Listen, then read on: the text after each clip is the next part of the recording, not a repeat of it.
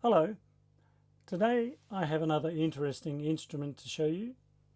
Some have described it as Gibson's most underrated guitar. To what am I referring? I'm referring to the Gibson L6S, specifically my Gibson L6S, which I bought in 1976, brand new, and that was the same year in which it was actually manufactured in America. Gibson manufactured the L6S from 1973 to 1980, and the L6S badge was meant to convey that it was the working man's version and therefore less expensive than the L5S solid body jazz instrument. In 2011, Gibson reissued the L6S, this time without the hyphen in the name. However, these reissues were not made with the same pickups or the same wiring. I will explain the differences briefly later. Now, the L6S from the 70s and 80s was the result of cooperation between Bill Lawrence and Gibson. I almost said Bill Murray there. That would have been an interesting guitar. So the body and the neck is all maple, made of 3 pieces glued together, in both the neck and the body. The neck, of course, is a glued-in joint like most Gibsons. The fretboard in this particular guitar, as you can probably see, is rosewood, but they did also come with just a plain maple neck. There were a few different finishes available. This particular one obviously in the tobacco burst, and I think it looks quite nice like that. A lot of the other ones that I've seen were just plain maple with a clear finish on the top, and with the larger body I personally don't think they look as nice as this one does with the sunburst finish. This has a very slim tapered neck. It's actually only 1.5 inches at the nut end, and because the neck is also quite shallow, as is the body, it actually enables you to get full access to all 24 frets on this instrument.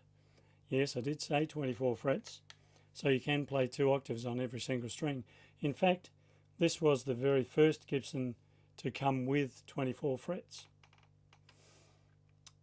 It's much easier to access the really high frets than it is on most Les Pauls, certainly the ones that I have anyway.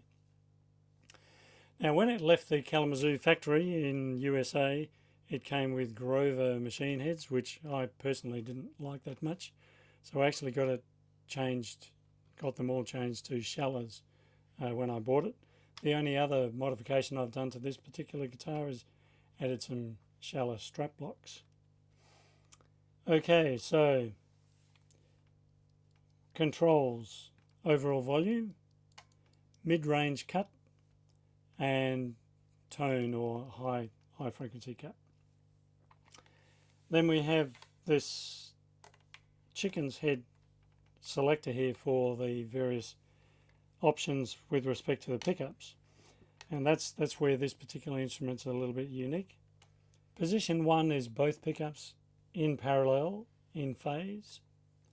Position 2 is the neck pickup by itself. Position 3 is both pickups in series and in phase. Position 4 is both pickups in parallel and out of phase with one another, with the neck pickup's bass response reduced via an in-series capacitor.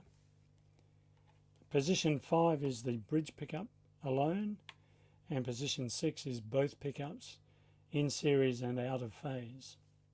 The pickups on this particular instrument are pretty high output, using ceramic magnets, and they were unique to this particular instrument. When Gibson reissued this model in 2011, they changed the pickups to a 490R in the neck position and a 498T in the bridge position, with coil tapping options on the pickup selector, giving the following options: bridge humbucker, bridge single coil, both single coil, both humbucking, neck single coil, and neck humbucking. And the 2011 model also had a tune-o-matic bridge as the more standard option on a Gibson, rather than this what they call a harmonica bridge, which was made by Shalla. Okay, so what does it sound like? I'm glad you asked. I'm running this through my Fender Bassman with 410s. They're the Jensen speakers. This is a 59 reissue Bassman. And I've got all the treble, bass and mid-range set to halfway, flat basically. And a little bit of presence. And I'm running it through my pedal board, but the only thing I've got on at the moment is a little bit of TC Electronics Hall of Fame reverb, because there isn't any reverb in the amplifier. So that's both pickups in series and in phase. The neck pickup alone, fairly subtle difference. Then both pickups in series and in phase, a little bit brighter. Position 4, both pickups out of phase with the neck pickup's bass response reduced via that in-series capacitor.